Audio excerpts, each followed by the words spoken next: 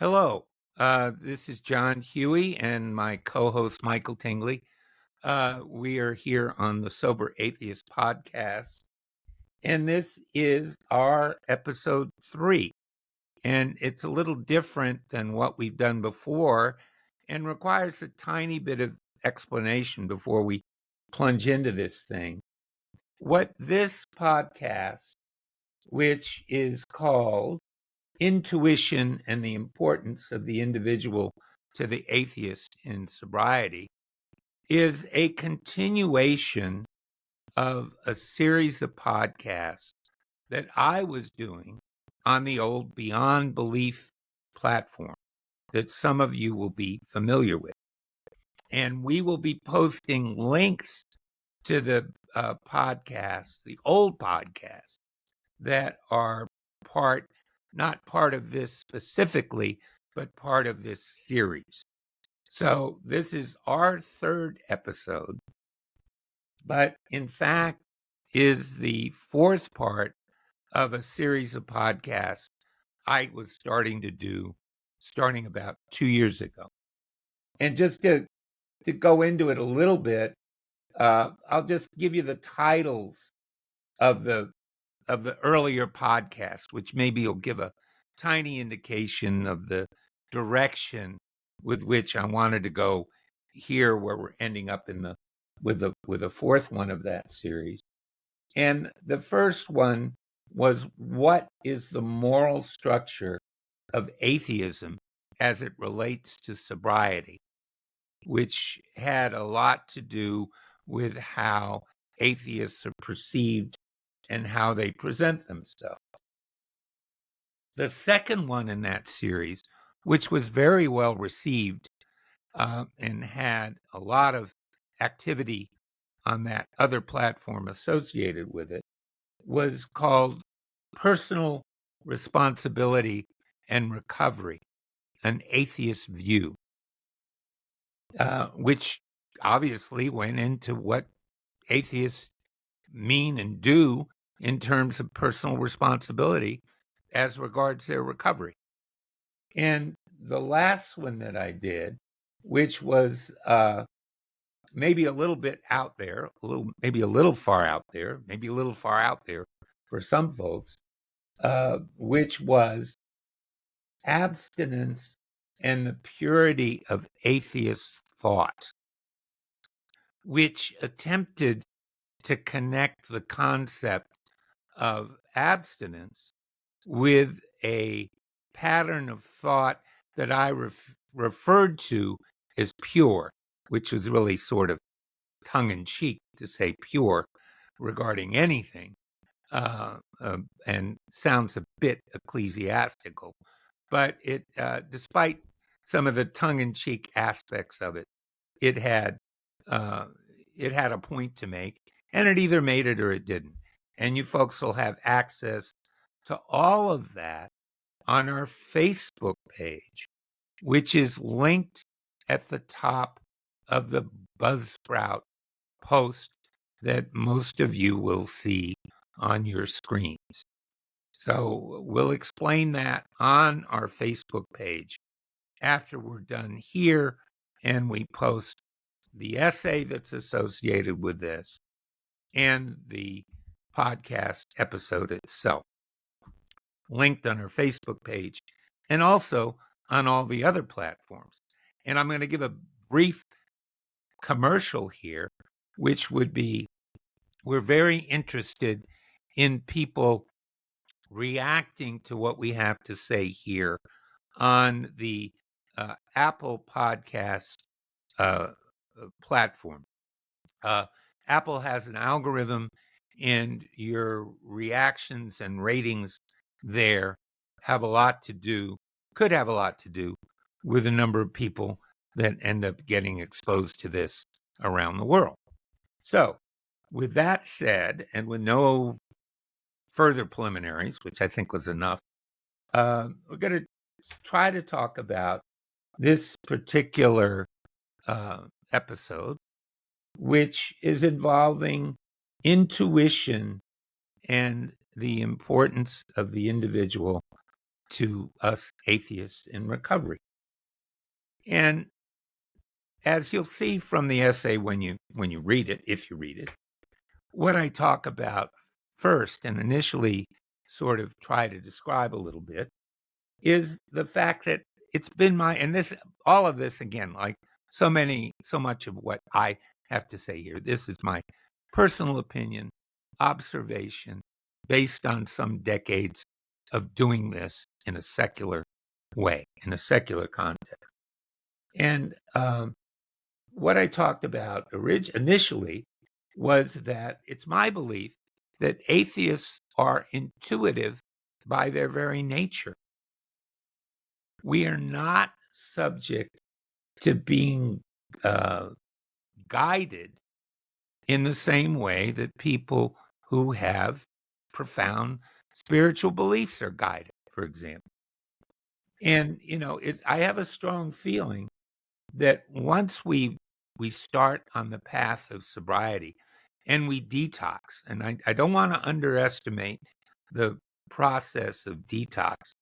If you had enough to drink like I did, the chemicals need to be removed from your brain, and the only way you do that is to be abstinent. And once the chemicals are removed from your brain, it's at least it was remarkable to me how my thinking cleared up and my faculties generally improved.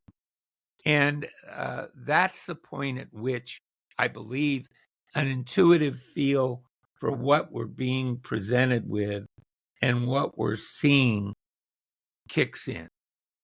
And in my case, being exposed to that traditional platform in 1987, early 1987, without recourse to any secular platform to sort of balance the reality of the situation against, my bullshit detector went off immediately. And it was my intuitive gut sense that something was amiss and that I was being told things that weren't true. And that was just the pure intuitive reaction to the manner in which I was being addressed. And I don't know if that's a universal reaction of an atheist or not, but it was a reaction of this particular atheist. Once I started to clear up a little bit, sober up a little bit, and, sort of start thinking critically and, get off that pink cloud a little bit. Because when I got sober, I went up into the stratosphere because I immediately saw that I dodged a bullet and that I'd had a near-death experience that had somehow been arrested by my decision to stop drinking. But when that initial euphoria started to dissipate, I started to have a lot of problems. And a lot of those problems had to do with the 1930s recovery language I was presented with that was clearly laced with fundamentalist Protestant Christian hardcore belief. That's what it was. I was brought up in the Presbyterian Church from a long line of, you know, uh, Protestants. My mother was brought up in something Hungarian church called the Magyar Church of Calvin. Talk about severe. The Magyar Church of Calvin, man, you are definitely damn there. And I knew where this stuff came from. And my intuitive sense said, well, I'm really grateful and happy to be sober and to be amongst these other really nice, because they were nice people, right? They weren't horrible people. And they weren't doing horrible things. But they were saying things to me that didn't make any sense. I don't know. Does that resonate? Yeah, can I throw in my experience with intuition in the context of being in AA meetings? I think um, I I was so thoroughly convinced that there was just no other way that I never.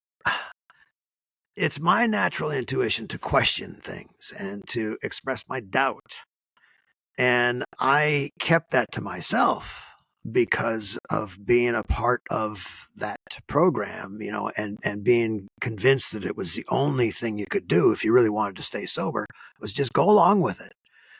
But I always had my intuition always told me that I had doubts, that I didn't really believe in what I was being told, and I didn't really believe that whole program worked.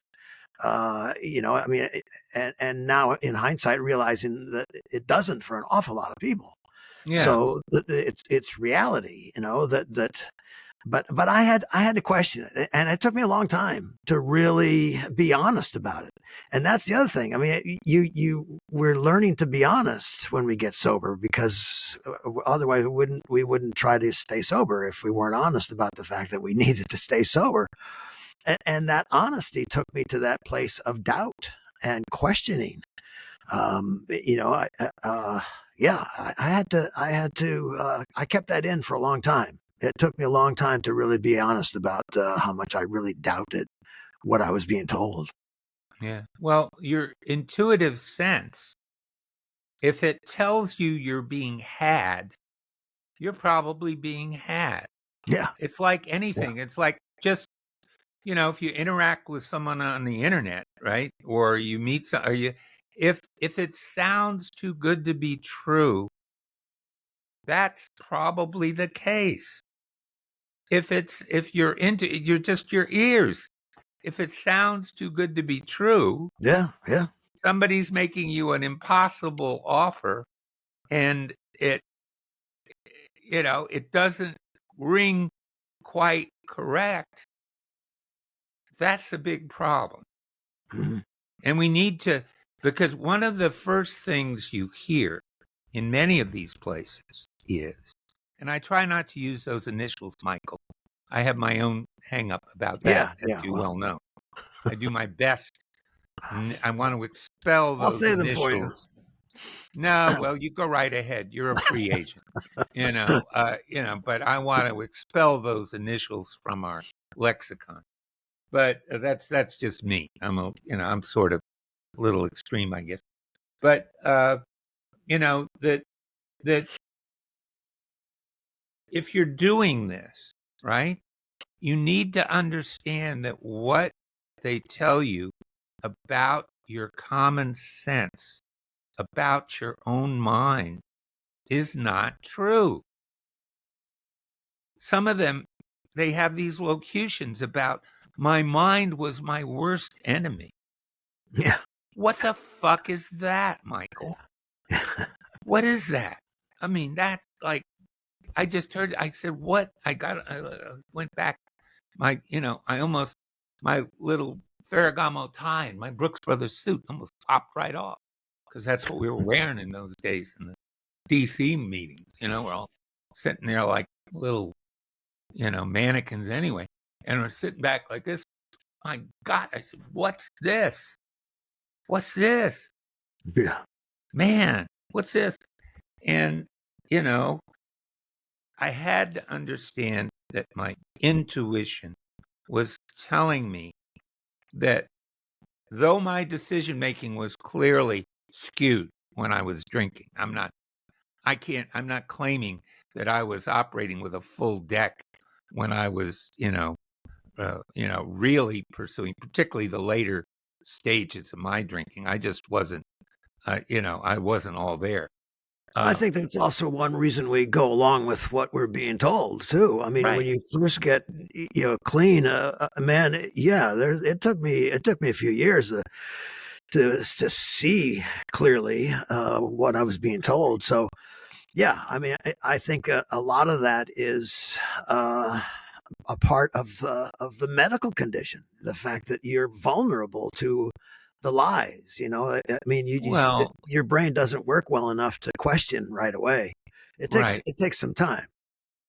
Well, it was very interesting. I would try to describe when I was first coming around, I would try to describe to, non-alcoholics what it was that I was doing in that program. And I had a I had a girlfriend for a while. They told you not to have girlfriends, okay? But what can I tell you? I had a Yeah, girl. I didn't follow that rule very well. Yeah, I didn't. I tried. I mean, It's all right. Well, I'll tell you not to marry people in the program. yeah. That's another story, maybe for another whole pod. I was having dinner with this lady over at her house one night, and I was trying to explain. She said, "Tell me about this AA stuff and what they tell you and what it is and what they say," because she'd heard about it because her ex-husband had tried it and he was a drunk and it didn't work and she'd thrown him out. She was sort of curious about it, and I told her, and she looked at me and she said, "That's idiotic." She says, "You're an atheist. I'm an atheist." She said, She's an atheist. She just ripped it up one side and down the other. She said, "That's absurd. You can't deal with that." I said, "Well, maybe that's a little harsh because they're very nice people." She said, "That's just ridiculous what they're telling you." And she was right. Okay, because the people weren't ridiculous. Their intentions weren't bad. But what they were saying, what they were telling me was just fallacious, not so untrue. No angels on the shoulder, nothing in the sky directing our activities, no confession, no contrition, no divine intervention. No, none of that. Zero, nothing of that. But what there was the personal narratives and the reactions and the logical conclusions to be drawn from our personal narratives. I don't much care for drunkalogs anymore, but they can be very important and very instructive and very vital, particularly in early sobriety. When you're listening to people's narratives about what really happened, not some pie in the sky bullshit resolution of what happened, but what actually really happened. Okay. And once you really approach your general condition using your intuition and your good sense, you see the story and the facts about yourself that fit with all of this.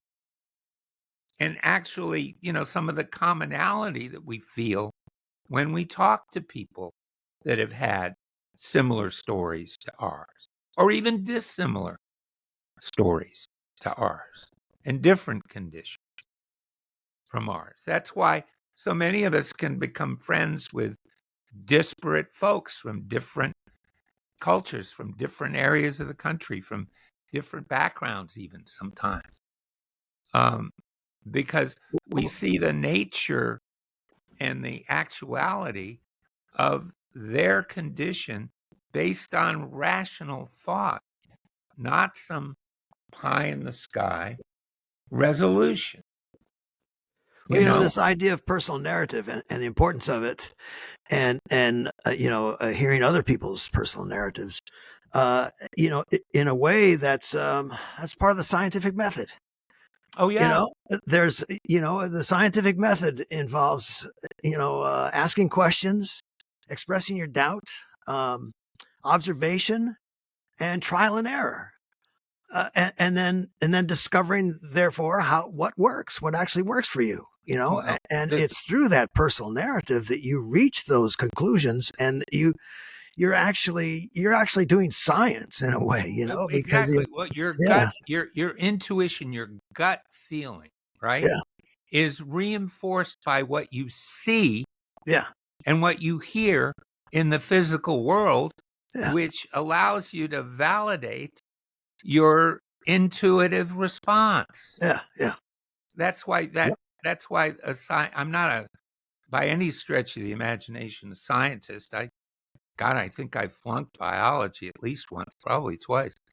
But I know enough about that sort of methodology to understand the A, B, C, D, E, F. It's like things fit together in a certain way. Yeah. The Yeah. universe has a structure, but it's a physical structure that actually has its validity is provable through observation and experimentation, Yes. which is what you're Yes. saying. That was brilliant. Yeah. The way Yeah. you came up with that. I We love in that. a sense we were experimenting, and through trial and error we figured out what worked and what didn't work. I mean, and there's nothing supernatural about that. No, That's just hard physics. no, no, It's no, concrete stuff. no, no. People in these programs, they tell you that you're to deny the evidence you see with your own eyes. Hmm. Almost sounds like certain people in the political realm. Okay. Yeah. I mean, telling you, don't believe your lying eyes, believe me, right? And Yeah. Or putting Galileo into a into a tower. well, I Yeah, mean, because it's there are parts of it's too there are real, parts of man. the United States where you and I could be strapped to the rack and you know, just drugged through town behind a pickup truck or something. Um, Yeah, I it's a sin to ask for evidence. I just yeah, well, or to write a book that's got facts in it, sometimes. But you can't substitute somebody else's observations of reality for your own if they're at variance with what you know to be true. What's factual for you is likely to be factual for someone else if it is proven through not only your own observation, but by comparing and contrasting those observations with others. And that's where, sort of meetings sort of fit together. When you sit there in a meeting and somebody describes a situation or a state of being or a series of feelings, and you say, "Oh man, I had that same feeling myself." Yeah, I'm taking my cues from what I've seen you do. exactly. I don't care what you believe. I don't care who you sleep with on the weekend. I don't care what your boss said to you today. I want to see something about how your life overall has improved given this state that we find ourselves in once we stop drinking and using. And that's how I'm learning, Yeah. not from all this other ridiculous Well, stuff. that's one reason the before the meeting and after the Oh, meetings and yeah. gatherings were ultimately more important because it gave us that truth. It gave us the power of examples, and it showed us how people are just living.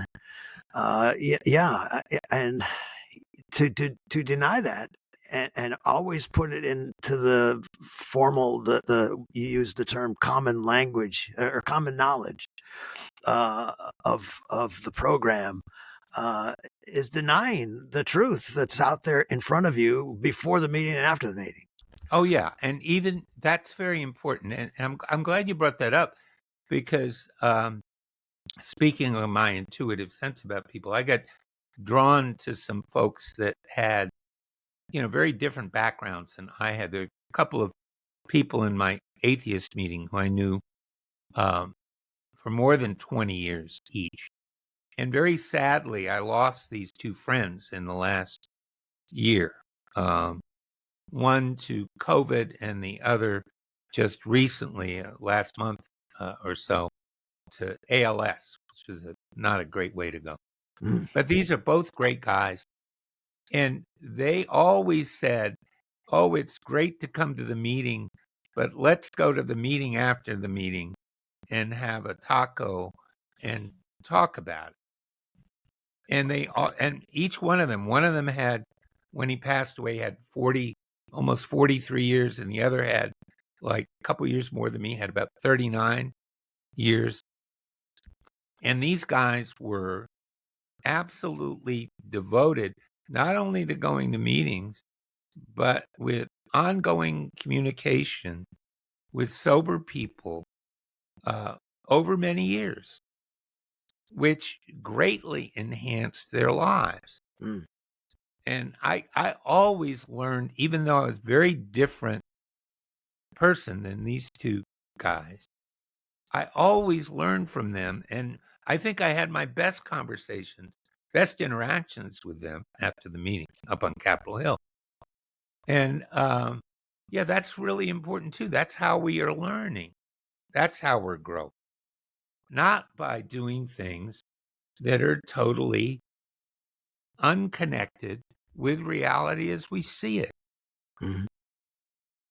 Because, my feeling is, and when we're living a life of fact, not fantasy, for the atheist, that long-term abstinence, long-term sobriety, year in and year out, over a long period of time, it arises naturally and organically from what we know to be true, not from what others have told us, but what we have gleaned ourselves from our fellow members, given back to the theme of this podcast, our intuitive sense. If a fellow member tells me something and it sounds right, and I know them, and it seems to be working for them, that's something I can use.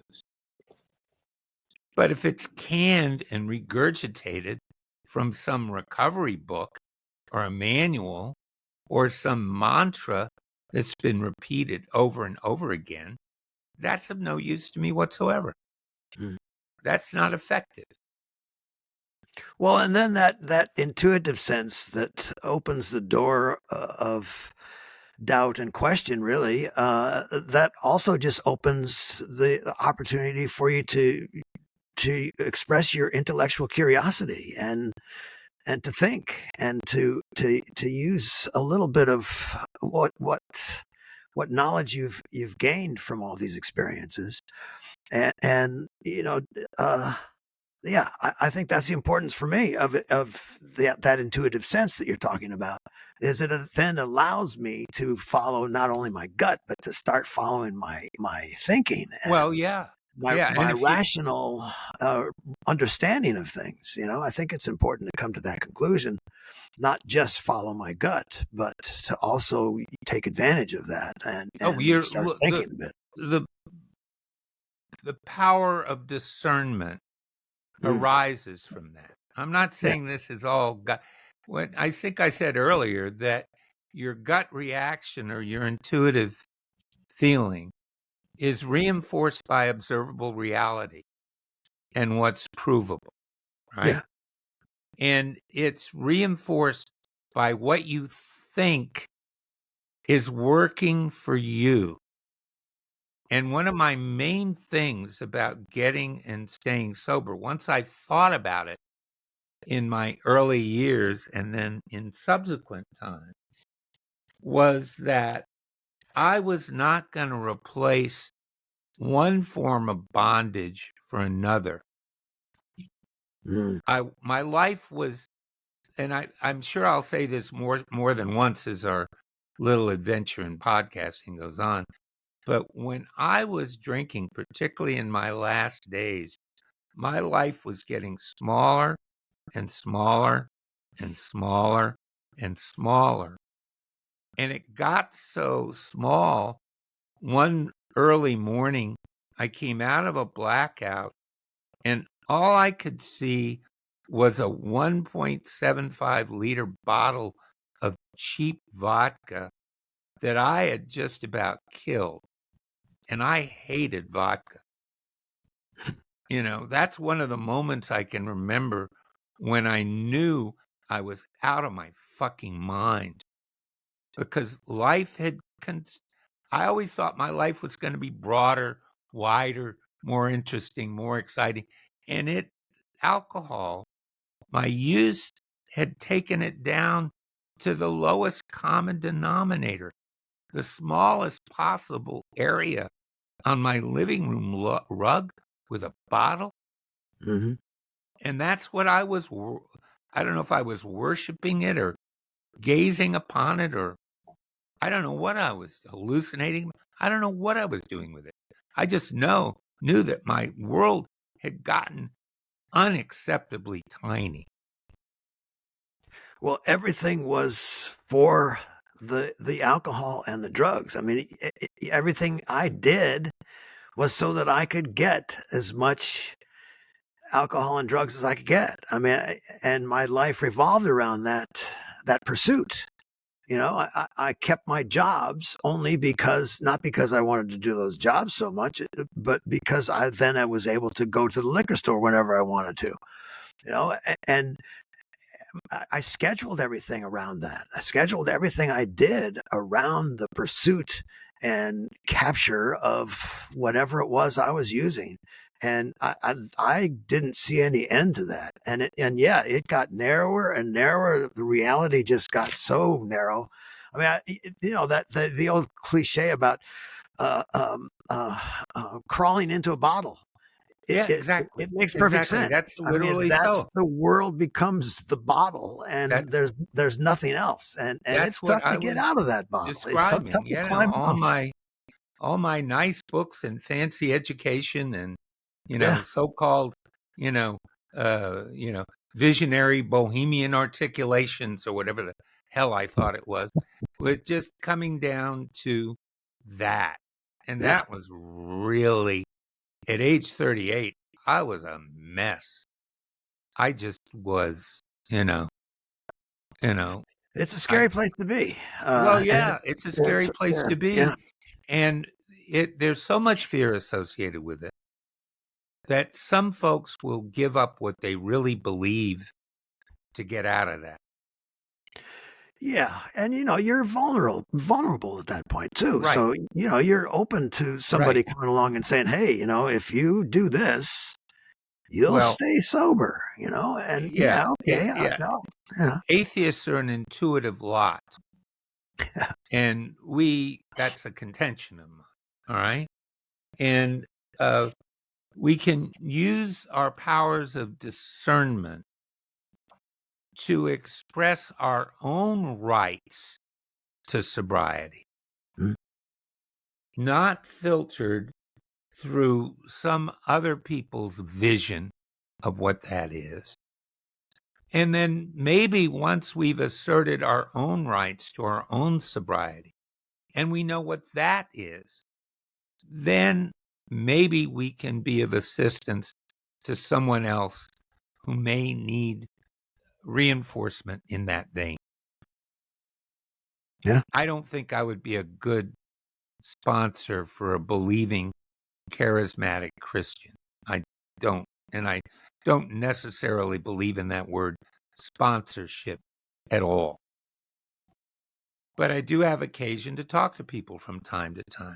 And if you can produce a helpful example from an experience that's based in reality, then maybe somebody else who's reality based, not fantasy based, could glean something or get something from that. People say they're one thing and they're often another. My experience with atheists is that they are often constitutionally incapable of telling fundamental untruths about what they believe. I'm not saying they're all perfectly cash register honest or faithful husbands or partners or anything. I have no way of knowing that. But my observation about people of the atheist persuasion, particularly ones who I see or hear speak, sometimes for the first time, when I hear them speak, I immediately know they're talking from a position of personal responsibility and understanding of what they need for themselves, not parroting the verity they heard from the person next to them. I'm really interested in hearing narratives from people who really believe in themselves. And why and how did they come about to do that?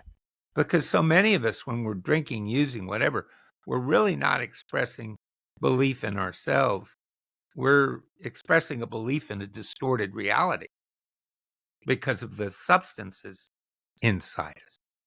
But a lot of us, if we're atheists, if we get sober, we start talking about who the hell we really are.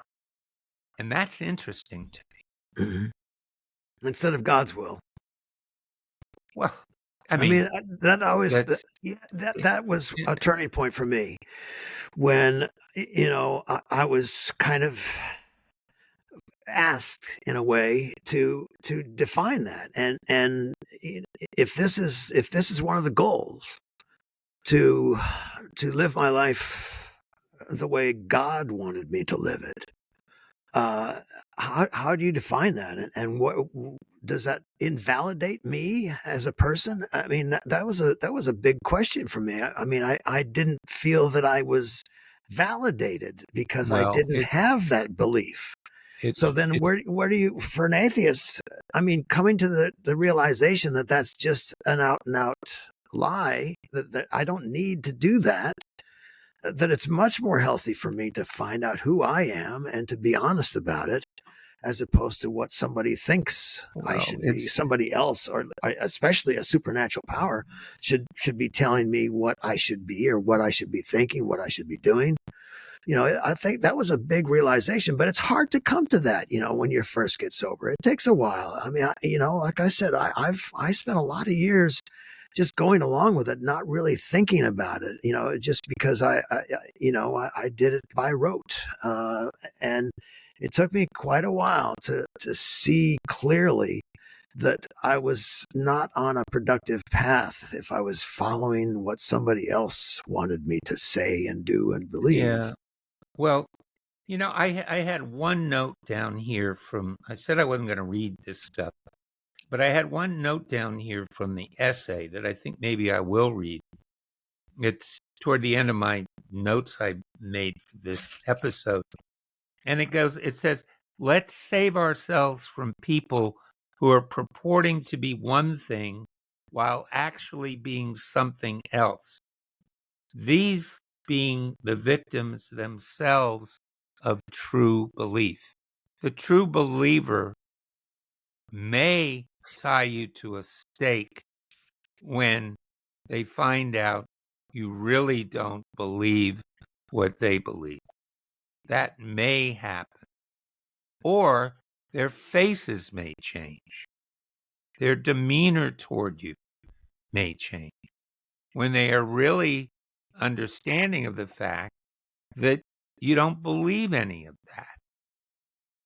And they're going to hold out some sort of carrot. In the case of these fundamentalist groups, they'll actually hold out the stick.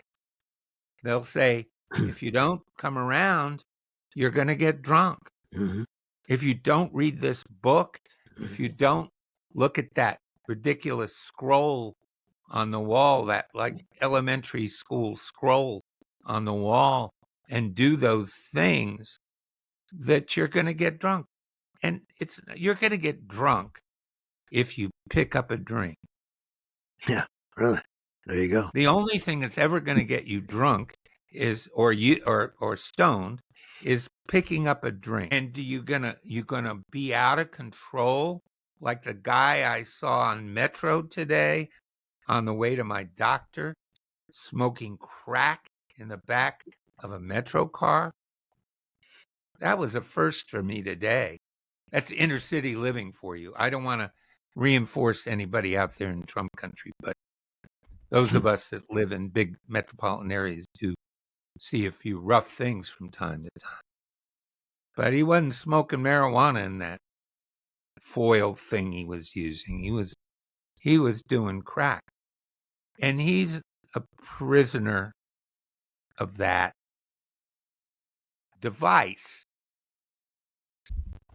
And to break that chain, I suppose that there could be an argument that anything to break a chain like that, where you find yourself in the back of a Metro car doing crack, that could be, maybe an argument could be made.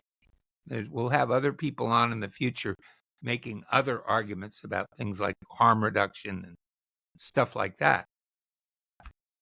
But for us, once we've broken the chain, wherever the chain took us, wherever the limits of our addiction and alcoholism took us, once we've broken that chain, let's save ourselves from people trying to sell us stuff that isn't true. And we use our intuitive powers of discernment to do that and distance ourselves from that sort of fallacy.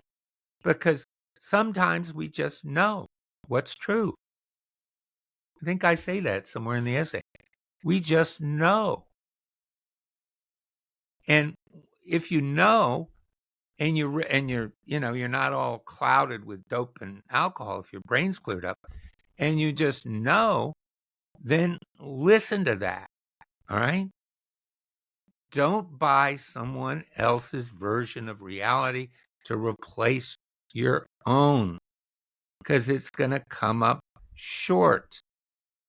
Unless, of course, that's what you really want. Okay? Yeah, it does help. It does work sometimes. I mean, Yeah, there I'm not there saying are it doesn't. examples.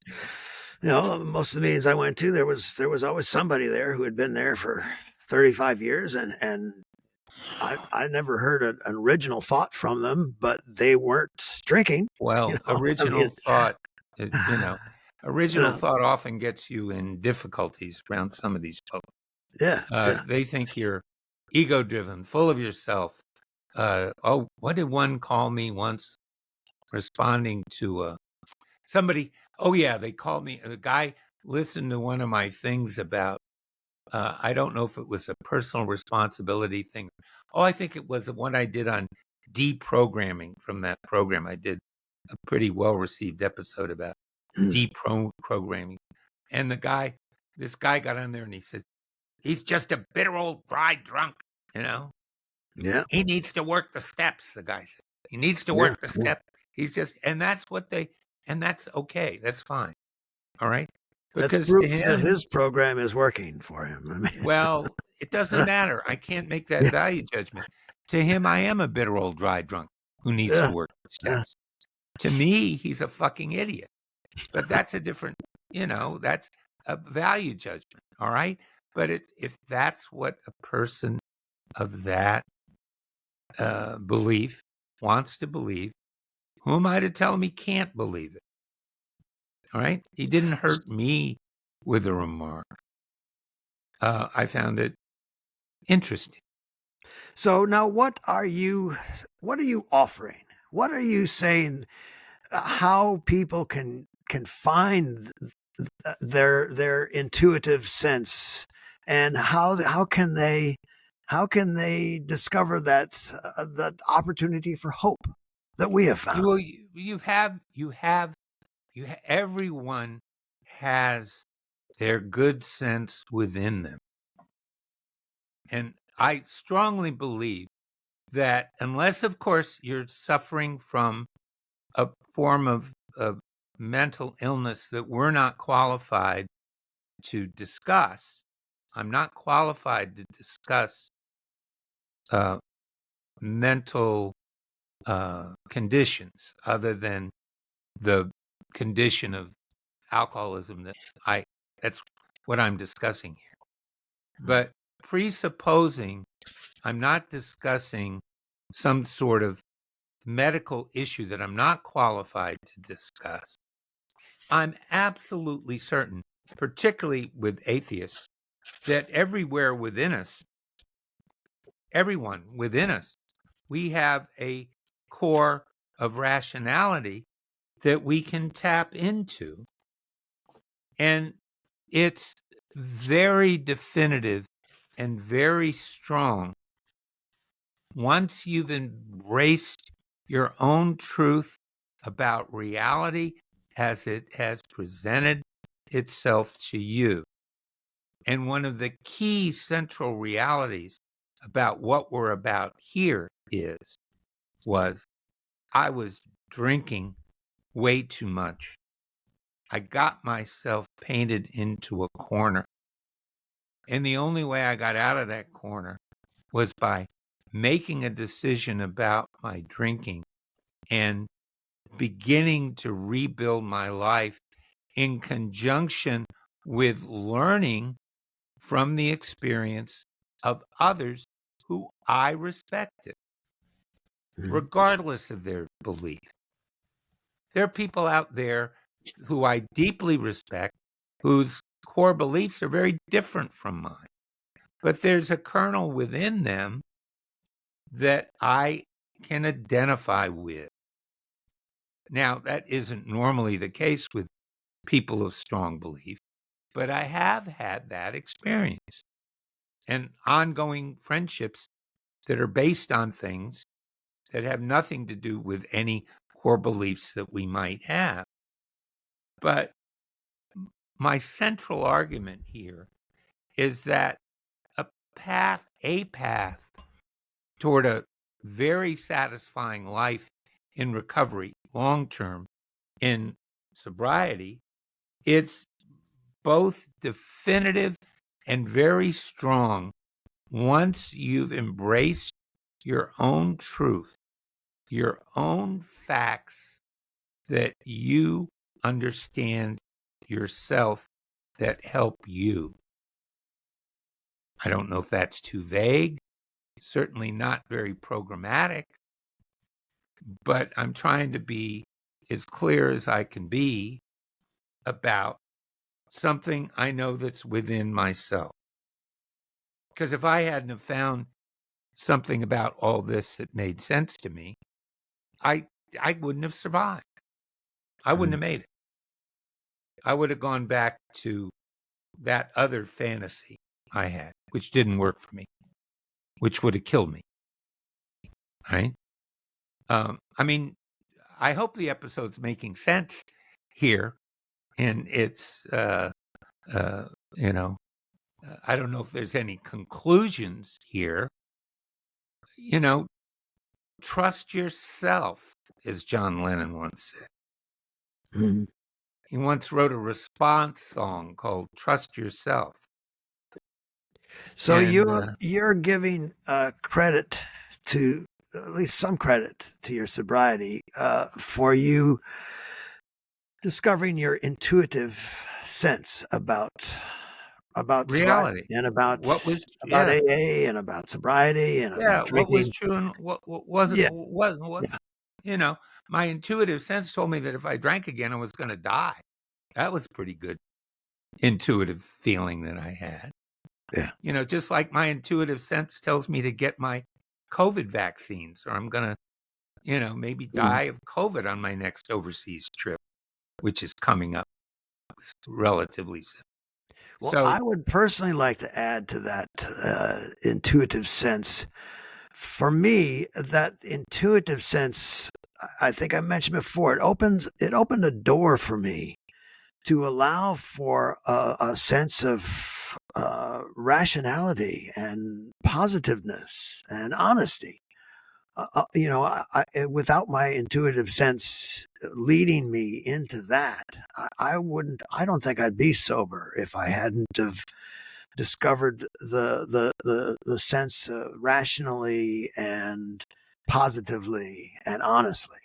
yeah, well, you know, your powers of discernment allow you to express your rights to your own sobriety on your own terms. I think for people that think critically, particularly people of non-belief, such as we are, that, coming to some definitions and some terms individually that work for us can be very important and help drive us forward and, understand the world that we see around us a little bit better. And then maybe somehow, in the midst of all of that, having done something for ourselves, try to give something back, Mhm. try to pay something forward, which I think maybe is one of the reasons we're doing this. Yeah. It, I think, well, I think if you are honest and you provide a sense of hope by your example, first of all, and that sense of hope is something that has to be passed on from person to person. I mean, that's part of, I think, what our goal here is to express a sense of hope and to give yourself some credit. I mean, as soon as you give yourself some credit, you're expressing a certain amount of hope and positive outcome for choosing to be sober. And then, reaffirming that is just as hopeful as everything else that we do. yeah. Well, as I said to a friend of mine many, many years ago, who was constantly beating up on herself about various things having to do with perfectionism or whatever, I just said, well, give yourself a fucking break Yeah. from time to time. Yeah. And one of the ways an atheist gives himself a fucking break is to understand that what we're seeing and feeling within ourselves has a basis in reality, Mhm. most likely, if we're not wacko from alcohol and drugs.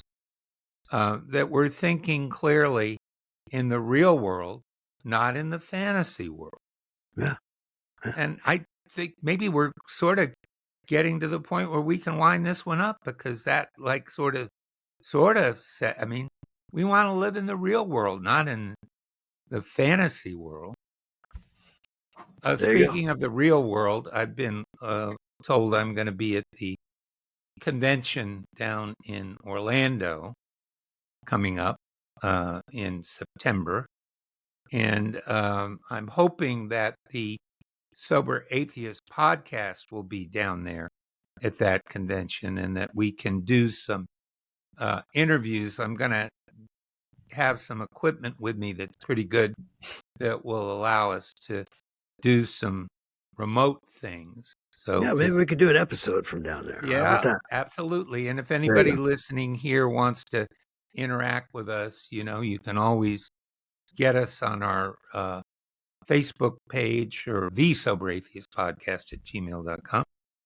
And also, to go back to my commercial again, if you find yourself on Apple and you want to leave us a good review and a good rating, please do so. You want to leave us a bad review, give it to us on YouTube. So it's okay. I'm Yeah. just joking. Yeah. So maybe I think we've come to our closing moments here, Michael. Do you have any summing up of this conversation? No, I feel good about having um, been able to apply the scientific method to our Oh madness. yes, And, oh yes. I'm sure the folks at NIH, the researchers, are going to be very impressed with us when they pop into our little yeah. discussion here. And so I guess we've got almost a tradition forming at the end, don't we? We Uh-oh. have a way of closing this thing. Oh, yeah. Yeah. Yeah, and Peace and love, man. That's what and it's bottom peace line. and Peace and love. peace and love to you, and we hope to see you again somewhere down the road.